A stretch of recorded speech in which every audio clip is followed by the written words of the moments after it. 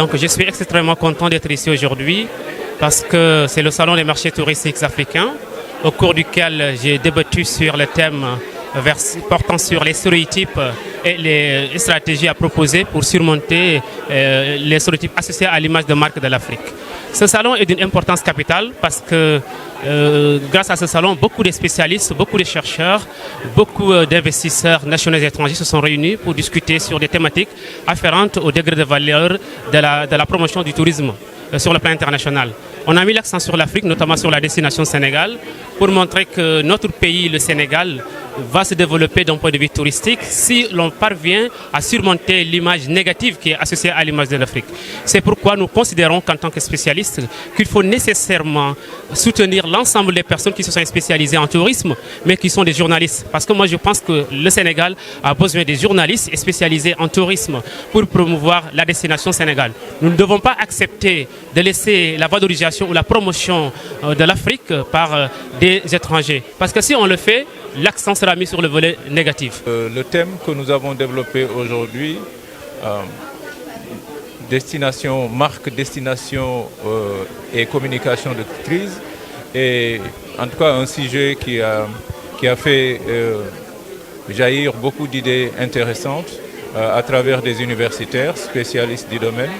Et mon sujet était le narratif et le storytelling africain.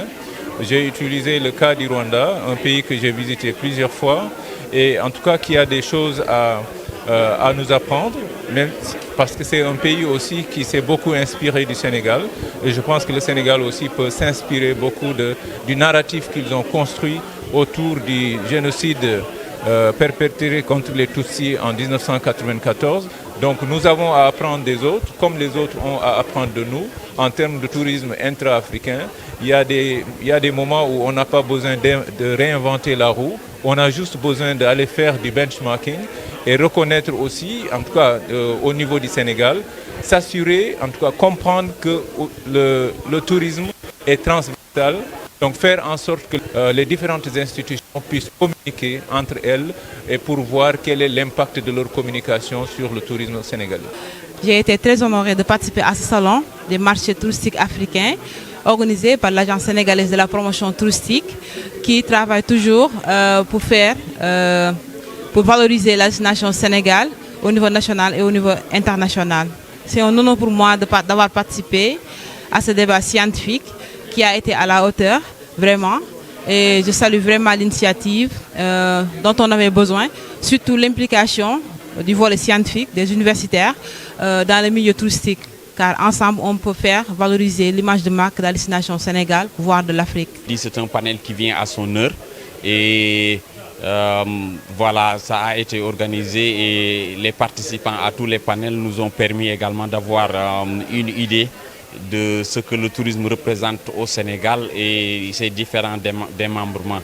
Nous, en tant qu'enseignants-chercheurs dans le domaine du tourisme, ce qu'on essaie de faire, c'est qu'on essaie de venir apporter notre expertise pour pouvoir en tout cas aider les autres qui n'ont pas accès à l'université à avoir une idée de ce que nous faisons comme recherche dans le domaine du tourisme. Mais également, cela nous a permis de rencontrer les acteurs du tourisme qui sont sur le terrain et cela nous a permis de développer une certaine forme de collaboration. Chaque année, dans notre département de langue étrangère appliquée, nous produisons à peu près une vingtaine de mémoires de master en tourisme. Et ces mémoires sont des travaux qui ont été faits par des étudiants très brillants. Malheureusement, ces mémoires sont toujours là-bas en train de dormir.